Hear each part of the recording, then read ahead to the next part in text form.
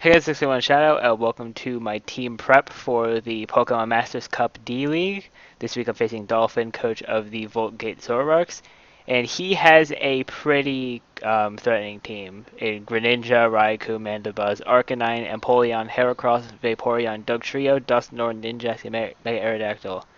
And I never actually asked, I probably should, but I went into this prep thinking he can bring Protean Greninja, so that was definitely something that was a bit scary to prep for, but I think I came up with a good team for this. So let's go into the matchup, and this may not even be uploaded. I'm not sure if I'll upload this because we've been having a bit of issues with getting our match set up because Dolphin he had just finished the process of moving to another country, I believe, and now it's been quite a hassle setting up the Wi-Fi because the 3DS wouldn't read it. So the battle may be on Showdown. Well, I don't know why I said this may not go up, but the battle will probably be on. Well, not probably. May be on Showdown, may be 3DS, but we'll have to see. So our first Amon, we have Azel, nicknamed Determination, level 50 because Wi-Fi battle. It's running a focus sash, so for certain things, like for example, if I want to get up those early stealth rocks, um, if rocks don't get set, like if he doesn't have any defoggers, that's what I meant. That's what I meant. It's like if he didn't bring any of his defoggers or spinners, I could set up stealth rocks early, and he would have no way of taking those out, which could really cripple a team. I know firsthand how much hazards can cripple a team if they can't be taken off. And then of course I have taunt if because this thing is basically set to be my lead. This is gonna be my lead because um, I made it pretty fast. I may want to make it faster. I think it's fast enough to the point where it will actually no, I can't make it faster. That's as fast as it goes. But basically the point of this is to if anything wants to come in and set up, I should be faster than it and I'll be able to taunt it. That's the goal of having the Azelf, and then max attack to possibly knock off a U-turn because this thing will outspeed most mons. Definitely with its good speed stat. And that's basically all those things for. There's really utility and for U-turn for pivoting, and that's pretty much it. That's pretty much it. The next thing we have Fire plus Water, the Volcanion. We're going max speed this time. Well, not max speed. Well, we're going max speed investment, unlike last time. We're going Choice Scarf, max. We're going Choice Scarf, Water Absorb with Steam Eruption, Fire Blast, Hidden Power Electric, and Earth Power, just for overall coverage for this team. And Volcanion is a very powerful special attacker. Like you saw in the last match when I ran specs, it did a ton of damage. It will still do a ton of damage even without the specs. So if let's say for example, if the Greninja decides to go for like let's say Greninja went for like a poison type move on me, I actually haven't I actually haven't done the math. I'll actually do the math right now as I'm explaining what this is for. So Choice Scarf is 1.5 times. Okay, so basically if basically the point of this was that let's say for example Protean Greninja uses like for example a poison type move. I'm just throwing a random type out there that could happen. Like if he wants to have Toxic Spikes because Greninja does get access to Toxic Spikes, then I could fire back an Earth Power and it'd be super effective because I do believe I'm faster than a Greninja. Okay, no, I do not outspeed a Greninja. Okay, so he would have to go to it for it on the turn that I'm out. And I don't know if he would want to stay on a Volcanion, but then again, I'm not too sure what Greninja gets. So I have to be weary of that when I go into the battle. So that's and Hidden Power Electric will be able to deal a decent amount of damage, hopefully to the Mandibuzz, and definitely the Ninjask. Ninjask is really frail, and possibly for the Aerodactyl, but the Aerodactyl would be more so hit by Steam Eruption, as well as the Arcanine. And pretty much anything takes a heavy hit from. Basically on this team, anything takes a heavy hit from Steam Eruption. Steam Eruption's a powerful move. And plus, it's basically Scald on steroids, so I can get burned as well, and even further cripple his team. So that's pretty much it on Volcanion. It's nothing really much for Volcanion other than to provide coverage for everything else. And then now we have Hax Goddess, the Cresselia, with leftovers Levitate, Rock and Bold Nature, to be fully defensive. I'm running Calm Mind, Psychic, Moonlight, and Lunar Dance. Now, this set only has. The reason I'm running the Lunar Dance set on this is because because there are quite a few mons in this matchup that are important. Like for example, Volcanion has coverage for a lot of what Dolphin has.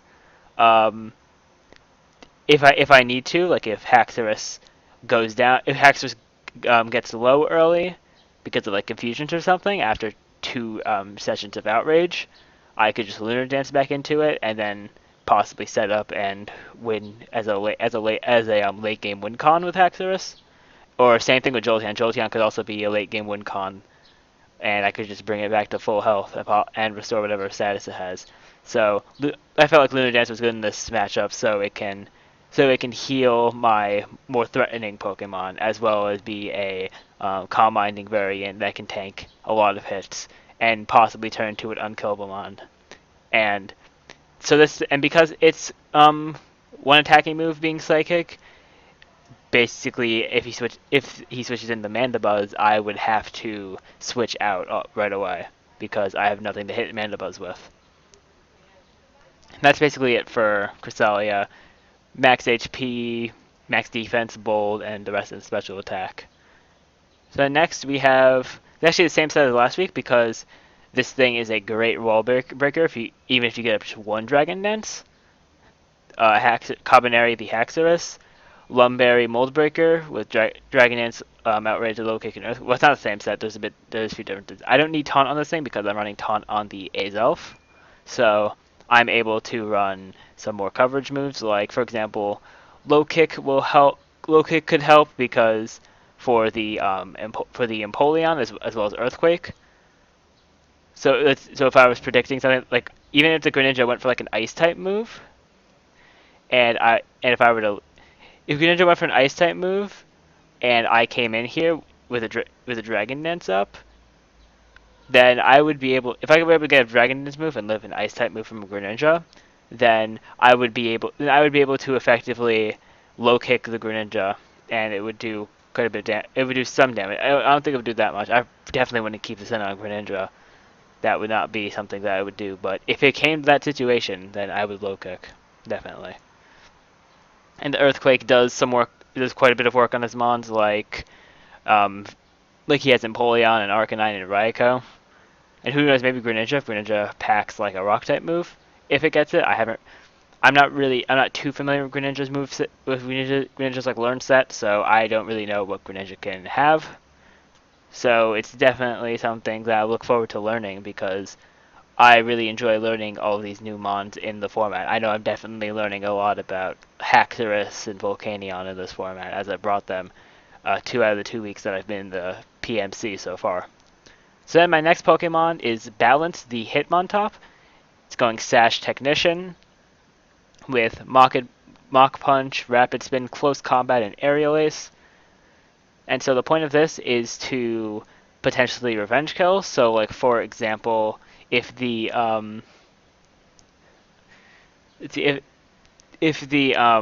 something wants to attack me that I have super effective coverage for, like for example, if let's say Empoleon is not like a tanky defogger, it's like max special attack and everything. If it hits me down, I could just fire off a close combat and it would probably kill from that range. So this thing could be it also be a revenge kill, and also but also I wouldn't want to just use it for that since because I need until I get rid of all his rockers, this thing will be my rapid spinner. This is going to be my only way of getting rid of hazards, other than Azelf, which will just stop hazards from being placed altogether. So Hitmontop is definitely a great mon for this matchup. I definitely thought it would be my spinner for this, and I did not know it got Aerial Ace. And Aerial Ace, I feel like that could help me, because I could be in a because who knows if I'm in a 1v1 situation with a Ninjask. Ninjask could probably go for like a flying type move, to knock me out, but I'm gonna have but I have the focus sash, so I can revenge kill it with aerial ace because Ninjask is not going to take a hit from like anything because it's a Ninjask, very frail. So this thing is definitely good for that. And then my last mon, we have the return of the mon that could have won last week, TTM Jolt the Jolteon. Choice this week we're running choice spec set with Volt Absorb, Volt Switch, Thunderbolt, Hidden Power Rock, and Quick Attack. Now, of course, Volt Switch for pivoting. Volt Switch is a great pivoting move. Thunderbolt for better stab damage than Volt Switch, and then Hidden Power Rock could, because of Jolteon's amazing special attack, it can be Hidden Power Rock can be used for things like Arcanine and Mandibuzz and other things like that. It's definitely a good utility.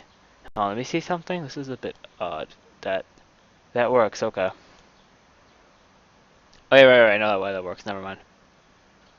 I was just thinking that didn't work, but it did. Okay, so I have, and lastly for quick attack, because if it's late game and his mons are crippled and I have Jolteon left, I could switch Jolteon in and go for quick attack for utility purposes. That's the only reason why I have quick attack, and I have 4 EVs into quick attack. I probably should have put 8 EVs into it, but I don't think it would have mattered because of level 50s. So it's fine that I have it in HP. That's okay. And I built this Jolteon specifically so it will be able to by just a few points outspeed the Greninja, barring that is not going to bring a choice scarf. If he brings a choice scarf, then it would definitely outspeed, and that'd be a bit of an issue for me. But I don't believe he'd bring a choice scarf because Greninja is just fast as it is. That's why I'm not bringing a scarf for Jolteon, because Jolteon's fast enough as it is for this matchup. And for pretty much a lot of matchups, definitely Jolteon is one of the fastest mons that you can use in the format. But that's pretty much it for this team. So I'm really hoping this is a great battle. And for those of you who are watching on the video now, we will now cut to that battle. So I'll see you all in the battle. Hey guys, it's 681 Shadow. Welcome to my Week 6 battle of the PMC D League. I am facing, as you saw previously in the team builder, I am facing off against Dolphin Squared, coach of the Voltgate Zoroarks. And as you saw before, I'm bringing Azelf, Volcanion, Cresselia, Haxorus, Hitmontop, and Jolteon, while Dolphin brought Aerodactyl, Mandibuzz, Vaporeon, Raikou, Heracross, and Empoleon. And when I went to this battle, I was really surprised that he did not bring Greninja. I was really surprised that Greninja didn't come because, as you saw in the team builder, I prepped a lot for Greninja. I was really scared of it. And also in my prep, I admit to forgetting how fast Mega Aerodactyl was, and it being one of the fastest mons out of every mon. So it was really something I kind of got scared about because I wasn't able to prep for it as well as I could have. But that's really all I have for before the battle, so let's get right into the battle. There we go, set it to normal speed.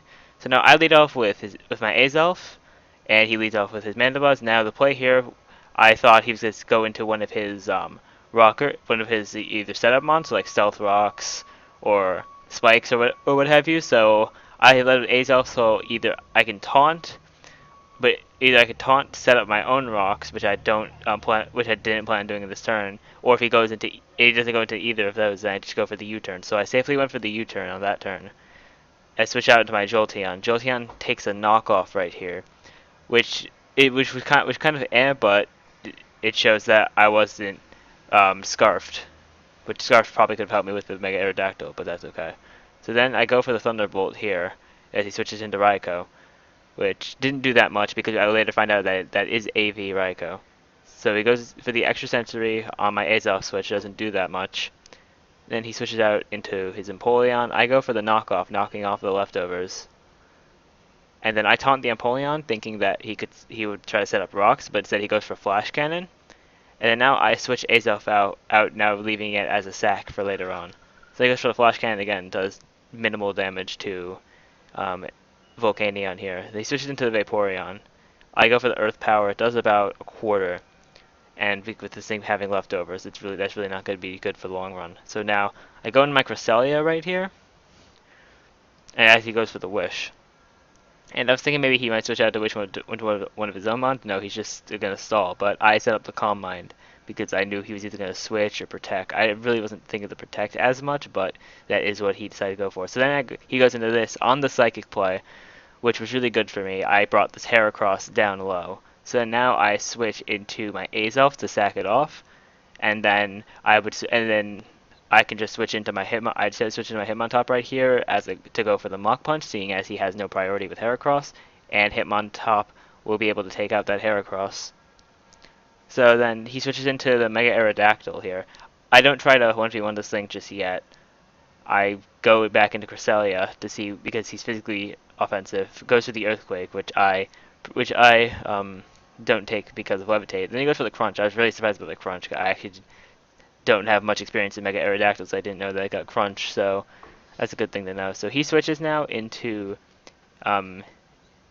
his Mandibuzz as I go for the Moonlight, so I could say high in HP. Then I switch into Volcanion here as he goes for the knockoff, knocking off my Scarf. So now I'm not as fast as I was before, but that's alright. Then he goes into this thing, and I get predicted. He gets the Water Absorb, even though it doesn't do anything for him. So then I go into Hitmontop right here. He goes for the Wish. He's gonna Protect here as I went for the Close Combat because he apparently wished onto himself. But then I go for the Close Combat again. Does okay damage. Then he goes for a Wish again, and I believe I switch out on this turn.